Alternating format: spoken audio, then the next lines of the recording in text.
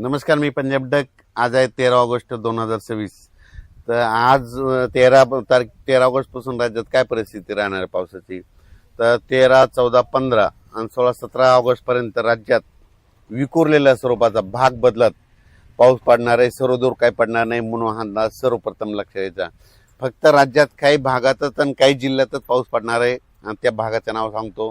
राज्यामध्ये फक्त ह्या 17 ऑगस्ट पर्यंत नागपूर, भंडारा, गोंदिया, चंद्रपूर, यवतमाळ, अमरावती, अकोला, बुलढाणा, त्याच्यानंतर जळगाव, धुळे, नंदुरबार आणि मालेगाव ह्या पट्ट्यामध्ये काय होणार आहे.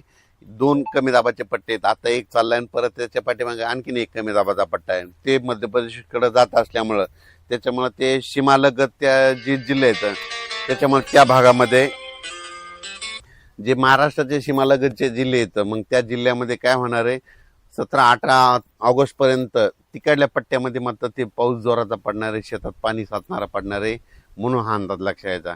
पण त्याच्यामध्ये मग आता मराठवाडा आणि पश्चिम महाराष्ट्राची काय परिस्थिती. तर आधी सुरुवातीला काय करू, जे वंचित जिल्हे आहेत, एक सोलापूर जिल्हा, धाराशिव जिल्हा, लातूर जिल्हा, बीड जिल्हा, सांगली, पंढरपूर त्या परिसरामध्ये मात्र 14 ऑगस्ट 15 ऑगस्ट मध्ये ह्या 2 दिवसामध्ये आणि आज देखील 13, 14 आणि 15 ऑगस्ट ह्या 3 दिवसामध्ये भाग बदलत पाऊस पडणार आहे आणि पिकाला लागल तसाच पडणार आहे आणि शेतात थोडंफार पाणी साचणार पडणार आहे म्हणून हा अंदाज लक्षात यायचा. मुसळधार काही पाऊस पडणार नाही म्हणून हा त्यांनी अंदाज देखील लक्षात यायचा. पण त्यांच्याकडे म्हणजे पिकाला जीवदान ठरणारा पाऊस असा लातूर, बीड, धाराशिव, सोलापूर, पंढरपूर, अकोला, आपलं कोलकोट, मंगळवेढा, आटपाडी, सांगोला ह्या परिसरामध्ये काय होणार आहे. म्हणजे ह्या 13, 14, 15 ऑगस्टच्या दरम्यान तिकडं दररोज वेगवेगळ्या भागात पाऊस पडणार आहे. सर्वदूर काही पडणार नाही म्हणून अंदाज लक्षात यायचा. त्याच्यानंतर हा पाऊस काही काही ठिकाणी 1 तासाचा, कुठं अर्ध्या तासाचा, 22 मिनिटाचा, 10 मिनिटाचा, 5 मिनिटाचा असाच असणार आहे म्हणून हा अंदाज लक्षात यायचा. पण त्याच्यानंतर राज्यात मात्र परतीचा पाऊस धुमाकूळ घालणार आहे म्हणून हा अंदाज सोलापूर जिल्हा, लातूर जिल्हा, बीड जिल्हा, जालना, संभाजीनगर, अहिल्यानगर, सांगली, कोल्हापूर, सातारा, मानखटाव, म्हणजे मानखटावकडं तिकडं दुष्काळजन्य परिस्थिती आहे. म्हणजे काही तालुके असे आहेत की तिकडं पाऊस कमी पडतो, तिकडं मात्र परतीचा पाऊस पडणार आहे म्हणून हा अंदाज त्या शेतकऱ्यांनी लक्षात घ्यायचा. त्याच्यानंतर पुणे, मुंबई, इगतपुरी, संगमनेर, अकोले, नाशिक, दिंडोरी ह्या परिसरामध्ये सरी चालू राहतील आणखीन जवळपास 17 ऑगस्ट पर्यंत म्हणून हा अंदाज लक्षात यायचा. आणि त्याच्यानंतर मुंबईला देखील सरी येत राहतील म्हणून मुंबईकरांनी देखील अंदाज लक्षात यायचा.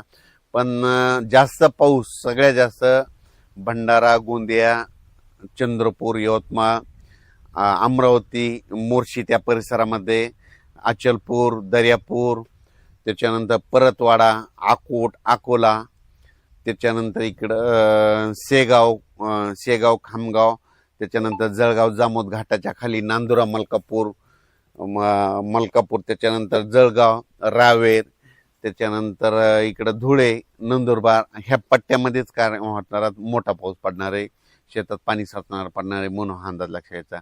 काही ठिकाणी वड्याला पाणी देखील येणार आहे म्हणून हा अंदाज देखील त्यांनी लक्षात यायचा. आणि मराठवाड्यात मध्ये परभणी जिल्हा, बीड जिल्हा, लातूर जिल्हा, धाराशिव जिल्हा, नांदेड, हिंगोली, वाशिम ह्या परिसरामध्ये आज देखील 13 ऑगस्टला दुपारनंतर विखुरलेल्या स्वरूपाचा संध्याकाळी पाऊस पडणार आहे म्हणून हा अंदाज लक्षात यायचा. आता मी माझ्या शेतात असल्यामुळं मी जे सोयाबीन 30 जूनला पेरलेलं होतं तर ते तुम्हाला दाखवतं कसं आलेलं आहे. आणि आपली 30 जूनची सोयाबीनची पेरणी हिला कंप्लीट आजच्यानं 42 दिवस पूर्ण होऊन आजचा 43वा दिवस आहे. तर पाहू शकता कशा शेंगा लागल्यात, कसा माल आहे आणि किती वाढलेली. ही बघा असे गुच्छ लागलेले आहेत.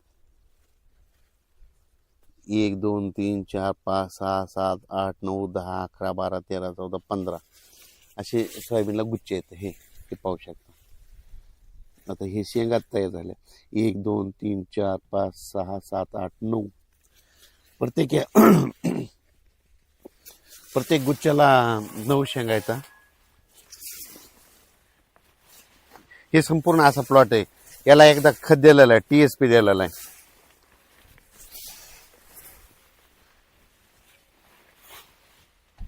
TSP खत दिला, तणनाशकाची एकदा फवारणी केलेली, कीटकनाशक 2दा मारलेलं आहे. आणि हे गेले 3 वर्षापासून हीच व्हरायटी करतो. यावर्षी देखील केलेली. यावर्षी वाटते की विक्रम ॲव्हरेज येईल, कारण की 17 एकर असाच प्लॉट आहे जबरदस्त.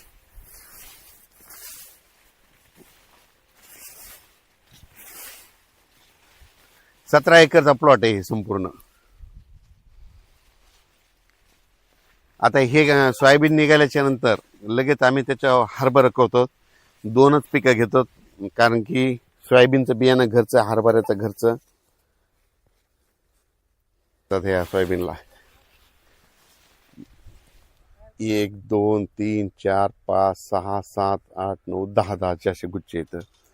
तर त्याच्यामुळं पीक चांगलं येतंय. आणि विशेष म्हणजे शेतकऱ्याला सांगतो की सोयाबीन फुल असलं आणि हे सुकलं की समजायचं त्याची शेंग तयार होईल. तर बरेच जण ते मला फोन येतात की आमचं सोयाबीनचं फुल जळून चाललंय. ते जळून जात नाही, ते सुकलं म्हणजे समजायचं शेंग तयार होईल. आणि सोयाबीन पिकाला जितका फुलं लागल्याच्या नंतर जितका ट्रेस भेटल, म्हणजे ताण भेटल, तितके फुलं शेंगा जास्त लागतात. आणि नेमकं फुलं लागले सोयाबीनमध्ये पाऊस पडला की मग काय होतं, ह्या फुलामध्ये पाणी जातं. हे पाणी गेल्याच्या नंतर हे काय होतं, याच्यामध्ये पाणी गेल्याच्या नंतर हे फुल चिटकतं आणि गळून पडतं, म्हणजे बुरशी लागती. त्याच्यामुळं जितका ट्रेस भेटल, ऊन जितकं चांगलं राहील, तितकं सोयाबीनला उतार चांगला येतं. ह्या सोयाबीनला एकदा खत दिलेलं आहे, 2दा, एकदा तणनाशक मारलं आणि 2दा कीटकनाशक मारलं.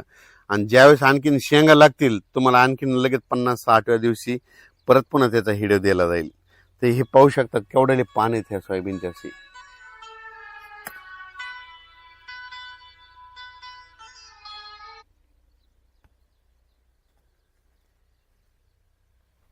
हे संपूर्ण 17 एकर आहे असं सोयाबीन. त्याचा परत एक व्हिडिओ दिला जाईल.